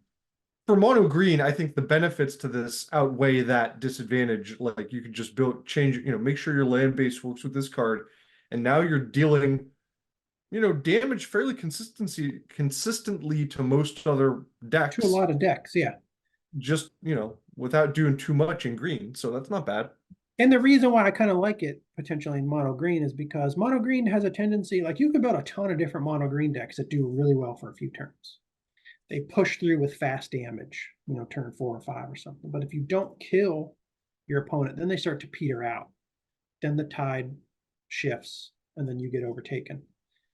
But Primal Order can be a way to push through that last little bit of damage. Yeah, it's good if they figure out a way to deal with all of your creatures or something. You start off attacking with creatures and then they're like, pre-modern equivalent of moat, etc. Like, they start doing something to slow, like keep your creatures tapped or unable to attack, or they board wipe, then you can keep dealing damage with this. Anyways, that's all I have to talk about as far as Homelands goes. Those are the cards that I wanted to highlight. Some decent, some terrible, some better than they were back in the day. Many just as bad as they were back in the day when Homelands was first printed. I forgot the Primal Order was from Homelands, actually, so that's a nice surprise for me. I wonder if it was it printed anywhere else? 5th edition. Oh.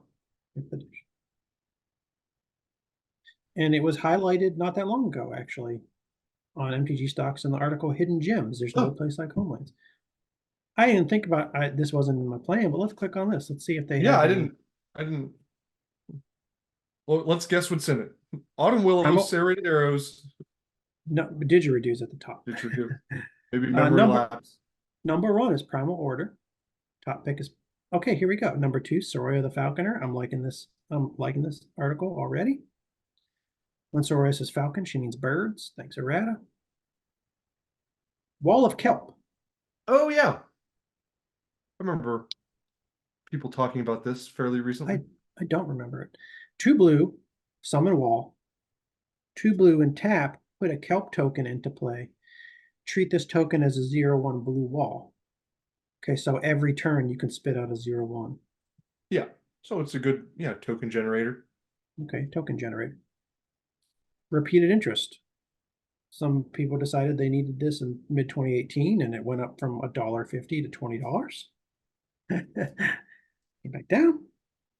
Only a Spike matter of again. time before a new Defender commander appears and puts this reserve list card on everyone's wish list. Mark my words. What is a No Defender new texts. commander? That was a good quote to pull out for the old Mage MTG podcast. What is a Defender commander? I don't even know. Oh, one of only a handful of cards that make tokens with Defender. That's right. Walls are now called Defenders, right? So there must be commanders that do things specifically with walls. Oh, okay. I'm all in on Wall of Kelp What's now. Arcades the Strategist do? Like I don't know. defenders can now attack or something. And then number 4 was Aether Storm. Actually, I was going to talk about this because I have some memories of like staring into this card when I was a kid and wanting to do something with it multiple times, but I never did because I'm like, I don't think it's really that good. I don't think I can actually make it good. What does he say here? Okay, this one's a bit of a stretch, but its ability is so strange that it makes me want to concoct bad combos, and I can't be the. No, you're not the only one. I was trying to do this for many years. It never worked. That's me. Aether Storm, 3 colorless, 1 blue, enchantment. No summon spells may be cast. Any player may pay 4 life to bury Aether Storm. Effects that prevent or redirect damage cannot be used to counter this loss of life. It's not bad. It's not, but it's like also not good enough for me to ever actually build a deck around, even though I'm drawn to it for some reason. I mean, I don't know. Like, I could slot this into a creatureless deck. Like, the question is just how many other options do you have for things that you want to play? Exactly. That's the problem. Like playing Prophecy, or is that the word I'm talking about? Propaganda. Is that the card I mean? That is a card. I can't remember exactly what it does. It's a That is blue card. I think that's the one that makes you have to pay more for your yeah. Controllers have to pay 2 to make creatures attack. And they can't get rid of that just by paying 4 life and then bringing out a but I mean, creature that might does not 5 damage to necessarily you. be a downside. Like, you know, if you're blue, you might be having trouble doing damage anyways. So you're backing them into a corner where they have to decide if they want to pay the life or start bringing creatures back out. Yeah, I generally don't like. I find myself being underwhelmed by cards that people can get rid of just by paying a little bit of life, because usually it works out for them if they just pay the life. Yeah, there's a couple black cards like that in some of the like newer pre-modern sets where you can like, I'm trying to think, what's the one, Volrath's Laboratory or whatever. I think they can like anyone can pay 5 life to get rid of it. Don't remember, but okay, Adamberg, I like your list. I'm on board. I'm on board, and now I want to buy Walls of Kelp because I didn't even know about the Defender commanders. I didn't know about the fact there's only a handful of cards that can make tokens with Defender. So if you see this card spiking in the next month or so, it's probably because I'm buying it out. Any other cards you want to mention from Homelands, Alex, or did we cover everything that I don't you think wanted so. to discuss? I don't think so either. So let's wrap this shit up. Kill And it. I'm going to wrap this up by going back to the blog post that we started this all with. The author of the blog post said this when he was wrapping up his discussion of Homelands. I don't remember where this was.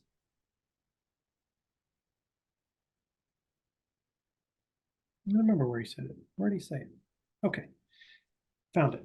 While it's certainly bad, I don't think Homelands entirely deserves all the hate it's gotten over the years. It's underpowered, but in a way that's comparable with the previous 3 sets.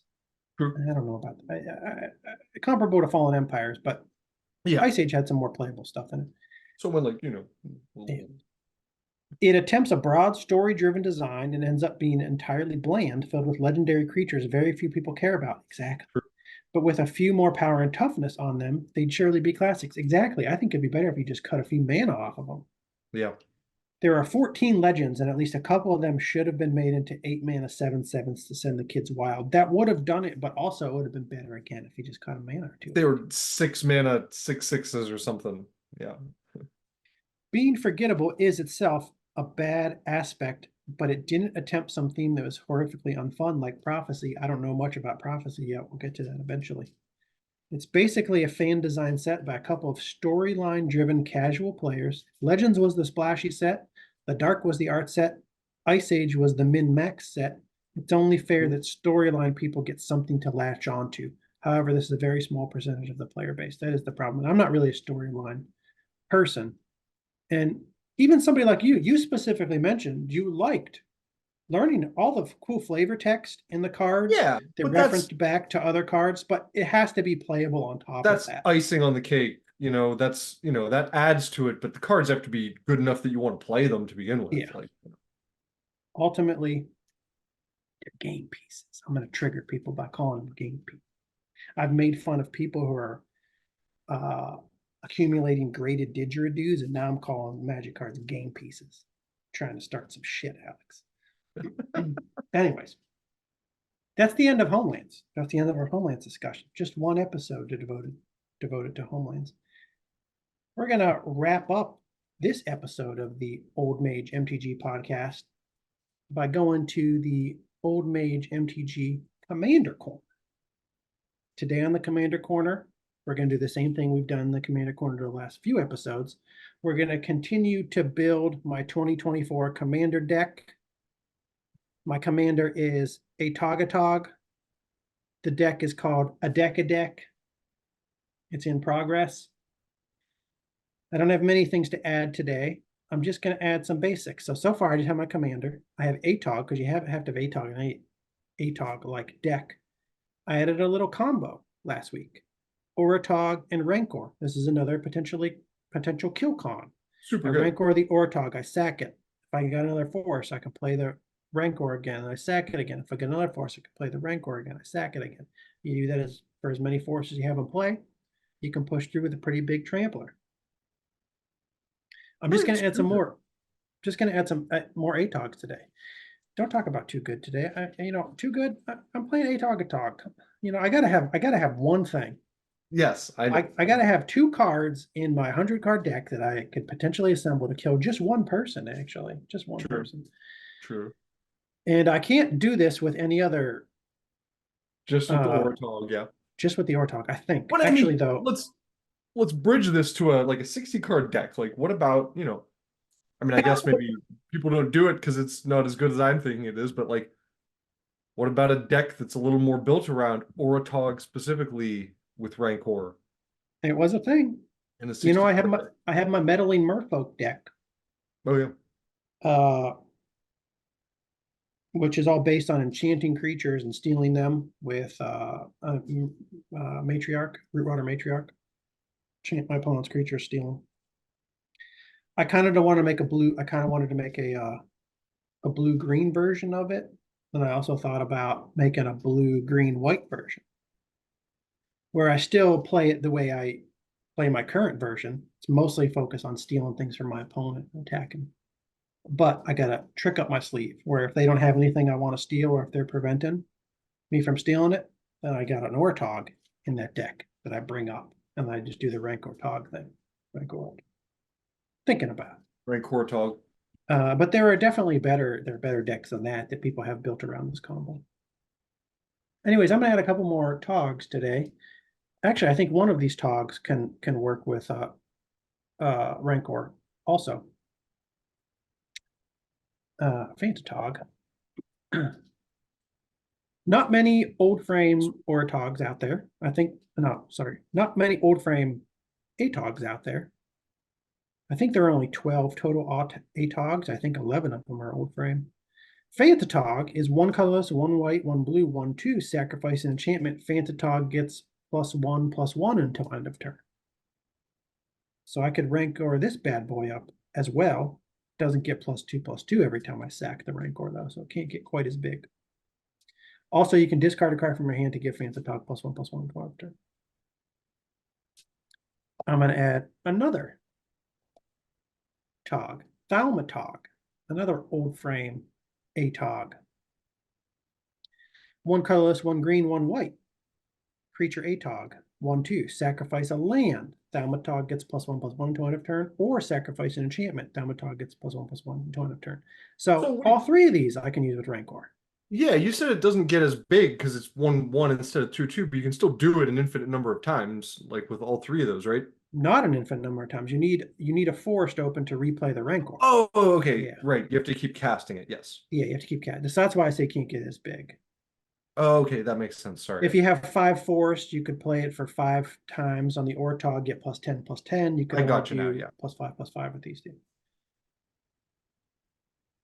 And then everybody's top, I'd say this is in the top 3 for everybody. I don't want to say everybody's favorite because the ATOG is the original. And maybe some people are out there that like the Ortog even better, but I doubt there are many of them if they exist. I know this is probably the most popular as far as like being a component of powerful decks, right? I think this is Ryan from Ohio's favorite ATOG, Psychotog. Yeah. 1 colorless, 1 blue, 1 black, 1/2. Discard a card from your hand. Psychotog gets +1/+1 to end of turn. Remove 2 cards in your graveyard from the game. Psychotog gets +1/+1 to end of turn. So this is a win con too, potentially. Psychotog. You do some broken things with this guy. I got to put some other stuff in my deck to be able to do some broken things with them, but you know, you can be a real bitch to deal with. Those are the 3 cards I was going to add today. 3 more Togs. Not getting totally exciting yet. I'm still just adding Togs to the a Tog, a deck. I saw some discussion, some commander discussion on Twitter this week, and it inspired me to add 1 or 2 other cards to the deck. I'll just do it right now. This isn't the first time I've seen this discussion, but people are like, you shouldn't add Soul Ring to your commander deck. It's too powerful. Everybody who plays Soul Ring or gets Soul Ring in their first hand, they automatically win the game, blah, blah, blah. I'm going to add Soul Ring to my deck. I think it should be in every deck. Yeah. Look, plus, if we're playing old frame commander decks, we need a little bit of an edge, right? I need something. I need some kind of mana rock. I need some artifacts to if people sack are like, to some ATOGs. Yeah. Dang it. People are like, oh, you're gonna win because you got a Soul Ring early on. I'd be like, yeah, I got a Soul Ring, but I just used it to cast my like lame 3 casting cost old frame creature. This is what I'm trying to figure out too. I need to start going to LGSs and playing some more commander with people who have some new frame cards. I haven't started doing that yet because I don't know any of the new frame cards. I still don't even know a lot of the old frame cards. And I don't know what it's going to be like going to an LGS, and you're going to have to ask somebody to like read every single card they play. But I say I have to start doing that because I get a feeling that there are cards that people will complain about in decks fairly often as being too powerful. I get a feeling that in my old frame only card decks, they're not too powerful against modern decks because of all the power creep that's occurred. So Yeah. I don't know if I'm going to be right about that, but I think I am right about that. So I think I can play a lot of cards that some people might not enjoy in a casual pod in an old frame only. I totally agree. Yeah. Yeah. Because you're dealing with a lower power base kind of overall. So Soul Ring, again, I saw some, commentary about Soul Ring. Should he play Soul Ring? I also saw this. Should you put strip mines in your casual commander decks? The answer for me is, again, yes. I'm putting a strip mine in my commander deck. It's going to go in every commander deck. The only reason, in my opinion, why you wouldn't pay those two cards is because maybe I understand this, people get tired of having cards in every deck. If a card is supposed to be in every deck, then we're not even building like 100-card decks. We're building like 90-card decks, and everybody has the same cards in 10 of those slots. And that can kind of we've experienced this from the era we played in. It was like everyone played a Soul Ring. Just like I'm still doing it. I'm still doing it. I have an Antiquity strip mine, so I'm playing that one. I need to get the Antiquity strip mine. I want to get the tower. I was just gonna say I'm not choosing this most expensive one with this tower. I don't even like it. See, I like it, but yeah, I haven't grabbed one because it's the most expensive. So annoying. The ones with the sky are much better in my opinion. I have this cheapest one. I like the one right above it. Maybe that one's a pretty good one. That's my favorite one. The one right above this one that also had sky. It has more sky. And then I have one of each dual land. I'm proxying 7 of these at the moment. Maybe I'll remove them. It's fine. But right now I'm going with proxies. This is the current state of a deck. That's it. I'm done for the week. Alex, do you have your commander yet? I don't think you do. I have something better than my commander, Steve. Okay. Shit, I what's have better than- 5 commanders for you. And Oh, I'm is going this to tell where you who those 5 commanders are, and then I'm going to whittle them down to my 1 commander. okay. This is a surprise to me. Right. So you get ready to type. We're going to pump in 5 commanders real quick. Alex Actually, bringing maybe surprises 6 to or the 7. commander club. Had no idea this was happening. I'm getting Yeah. excited. You're going to have to I'm open getting up on a my whole new pen. thing. I didn't I give got you a my pen name and for my the deck paper. yet. Yeah, you got to name your deck. This is a big part of the Old Mage MTG Commander Corner. I'm really excited about I loved my name last year. It was the Pump, inspired by the 1970s era Arnold Schwarzenegger documentary called Pumping Iron. I'm very excited about this year's name too. A deck. I think is the perfect name for an Atagatog deck. I don't think there is a better name for an Atagatog deck than someone can come up with. So yeah, you got to come up with a good name for your deck too. Let's hear what those commanders are, those potential commanders. Okay. So these are all pretty popular commanders, I think. There's not a whole lot of unknown commanders you can come up with for an old frame deck. So they'll probably be ones that people, are all familiar with. First, we're going to go with Asmira. ASMIRA. Yeah, The Holy Avenger the same. is present in the Pump, by the way. Also featured on an episode of the Command Zone, I remember. Not the episode I talked about last week where they talked about potential old, interesting old frame commanders. They talked about it on an episode that I listened to a while back. I think it was about commander decks that people on the show had built that they were really excited about, and they ended up not working very well. Wow. Well, I know I we've think talked that was a little bit about how this card becomes a target pretty quickly. yeah. So that's my big con for this card. Pro, obviously, just the overall use of the card I like, and the green-white combo could be nice for a commander deck. So I'm thinking about it. Okay. It's one thing I like about this commander. I mean, it's only 4 mana to bring out. Yeah. So it won't be impossible to And I'm trying to do that for my repeatedly commander. cast. I'm trying to do that here is to pick one that's not. I don't want to have to be paying 2 more mana multiple times and be trying to cast like some 9 or 10 casting cost creature. Yeah. Okay. Asmira All Holy right. Avenger. Alphabetically proceeding. We'll go Captain Sisay. Oh, I like the captain. Also present in the Pump. Oh, did you put that in there? Yeah, I think I remember that now. Because I like the fact that I have multiple cards that I can tutor with. Every time I bring her out, I could tutor for Asmira. I can tutor for Keza. Right. I can tutor for any legendary card, right? Same thing with, yeah, if I don't decide I want Asmira as my commander, I could use this and still put Asmira in the deck. Obviously now I can use whatever other legends I want in white and green. Having a reusable tutor is really nice. Again, downside, maybe she'll be targeted. Repeated shuffle effect too. If you have cards, I mean, there are many cards that you want to have a shuffle effect to combine with. True. So good. So part of what I don't know is with commander, it's like what's the threshold for my commander becoming like a target or a threat to other people that they really want to focus me? You know what I mean? Yeah. Some cards seem like they're more of like an overt threat that will attract people's attention, and some maybe you can like ride under the radar. So, I'm not really sure about that yet, but I don't know either. Thinking about her.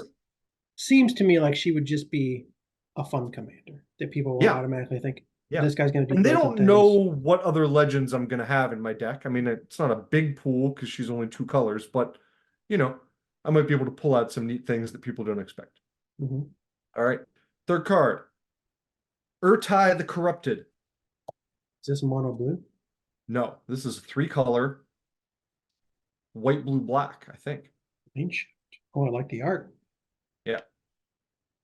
What's cool about this guy is he's a counterspell on a stick as long as I can sacrifice a creature or enchantment. Okay. And in white, blue, black, enchantments might be a good thing. I'm almost certainly going to be using, some cool enchantments in my deck. just depends on how much I want to go in that direction, maybe. Esper Control. Mhm. Urtai the Corrupted with Wall of Kelp. Oh, okay. Making a new Okay, there you token go. every turn you can Yep. use to sack and counter. Yep, that's not bad. As black, I can use graveyard effects to bring creatures back and then keep sacrificing them to counter. Um, I like this because it kind of maybe like makes people reluctant to try to get rid of my permanents. Mm-hmm. I feel like just in this color scheme too, you can go a lot of different directions. Right, There's yeah. a lot of different ways to build this white, blue, black. Yeah. You can make it more aggressive, more countery, more Yeah. passive, more. Um, so yeah, that one might be fun. Okay. I A like it. couple more. This one probably more of an honorable mention, but I have been toying with the idea of Sabo Tavok, Tsabo.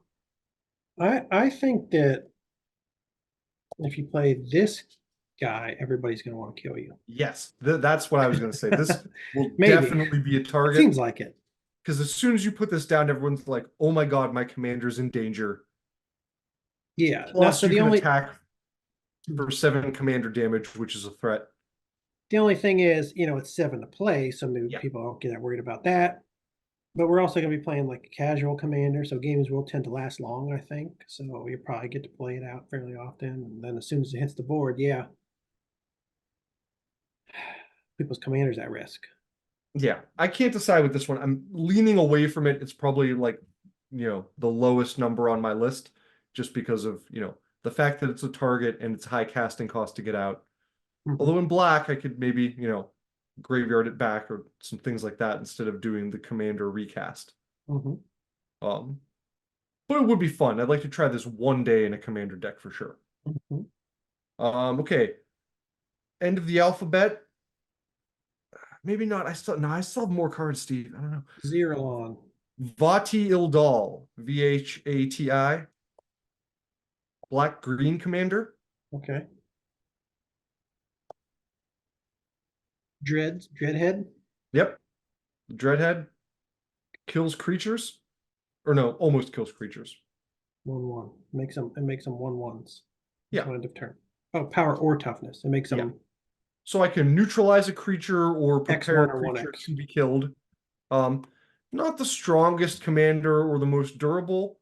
I think the biggest thing here is that it's like black green. So if I want to play black green, this might be a commander I go with. Mm-hmm. So then I have like 2 probably not going to pick, but they're honorable mentions because they're monocolor. Mm-hmm. The first is Miri Cat Warrior, Oh, which you don't even forget. have to pull up really. I think we all know what she does, but I mean, go ahead, pull her up. I forget she's a legend. Yeah. She's green, 1, 2, 3, first strike, vigilance. Have I ever accidentally Force played Walk. more than one of these at the same time against you? Oh, maybe you did. No, I don't think so. I feel like you've I don't only think had so one either. Miri down. Okay. But that's been enough because she's good. Yeah. Especially when you elephant guide her. Yep. Yep. Oh yeah. So, what I like about her is that, I'm obviously playing mono green now, but Mm-hmm. she's very recastable. If she gets killed a few times or something, I can keep Mm-hmm. bringing her back. I can use her as a forest walker for commander damage and like pump her up, giant growths or whatever. Deal some commander damage. So maybe one day. Probably want to go with a multicolored deck right now, so I'm leaning away from this. And then final card, Steve, as an honorable mention. I just wanted to bring this up because I don't know if you've seen this or know about it. It was new to me. Seton. Satan. No. That's it? No, it's something. Croson something? No, Seton. That was just the beginning part of his name. Okay. Seton Croson Protector. Okay, yeah, Croson Protect. Look when I type in Seton into MTG stocks, Seth What Rogen happened? comes up. What? Seth Rogen. Do you see this? Seth Rogen? Seth Rogen. Is that a card? Special occasion card? card. There's no Okay. picture. There's no picture. Interesting. Okay. Satan, Croson Protector. Oh, I've seen this art. I do know this person. I found the Seth Rogen card picture. Human Wizard. Okay. Players with the same name as this creature win the game. Oh, okay. Uh, this might have also been mentioned in the recent episode of Command Zone where they talked about Oh, really? old frame commanders. Oh, I feel smart now. I have to look that up, and then if it is, Uh, I'll send it to you. I'll tell you to watch it because So yeah, I don't know. I can't remember what they said about it. 3 green, Centaur Druid Legend, They did 2/2. talk about it. Yeah. Tap an untapped Druid you control, add green to your mana pool. I don't know, something about this just caught my attention. I was like, could certainly make some kind of crazy mana combo with this, and Yeah. it's easy to recast if they get rid of it because it's low casting cost. I think there are a lot more druids than we realize. Yeah. A lot of really good druids. Yeah, and there's some good ones too. Yeah, you have druids that can do things like untap creatures and lands or bring lands back or things like that. So yeah, having a commander that I could maybe use to generate a whole big chunk of mana like that could be pretty useful. Yeah, this would be a better option than Miri, I think, because you just have more ability, more opportunity to do a variety of things. And since I'm Based on locked the into command. mono green, then this just like really rocks Yeah. with mono green. I'm just getting mana I can use for anything. Okay. Yeah, so that's fun. I might try that one day. Okay, here's how I feel. Just first glance, I'm liking Urtai the most, just at first glance. I like that too. I'm kind of then second place is tied Sabo Savak and Vatil Dal. I can't decide yet. Oh, Just be based on whether or not I want to play red green or black green. okay. You have those over. You have Sabo over Sisay, huh? I do. Okay. Just the It color is schemes, nasty. really. It is nasty. It'd be kind of fun to just like watch people be like, "Oh, holy shit!" And it's the color schemes too. I don't know. I just Yeah. maybe because I haven't built as much in these colors since we got back, so I don't know the card pools as well, and I just kind of want to see. I kind of didn't what you can want to play make. black red. I wanted to do something maybe like a little softer, but you have options within colors. Just because you play black red doesn't mean you have to be playing like burn aggro creature. Also, stuff. these are just my initial thoughts. I think if I were to go white green, I would go with Sisay over Esmir. And then I like Satan too. Yeah, I'm looking at him and thinking that might be kind of fun to play with. Okay. Well, it depends on what druids are out there. You made me think of something just now and then I forgot. Oh well. Oh geez, we'll have to wait till next episode then for you to Yeah. remember. It could be a follow-up in episode 74. I think we're ready to wrap up today, Alex. You ready to wrap up? Let's do it. Okay, that's the end. That's the end of our Homelands discussion. That's the end of episode 73 of the Old Mage MTG podcast. Thank you for joining us today. Thank you for listening to the end. If you enjoyed and you haven't done so already, please give us a like. Please subscribe to the podcast. You can find us on YouTube, where you're probably watching us. You can also find us on Apple Podcasts and Spotify if you prefer audio-only formats. Is there anything else? Is there anything else I want to say today? I don't think so. That's it for me, I think. I'm all MTG'd out. I'm all homelanded out. Yeah. Anything you want to say to listeners before we put an end to this, Alex? So stay warm. Stay warm out there. Oh, it's chilly. It's terrible. This is the worst month. February's probably gonna be worse, actually. February's gonna be worse. It's usually the worst month. I'm tired. I don't want to go outside. When I have to go to work, I'm mad just because I have to walk outside in the morning. And then on my days off, I'm off today. I'm usually off Sundays and Mondays. I don't even go out of the house. Just stay inside all day. Yep. Just mad all day, staring out the window. Sitting inside, headbutting the wall. Yeah. Anyways, okay. Talk to everybody later. Later.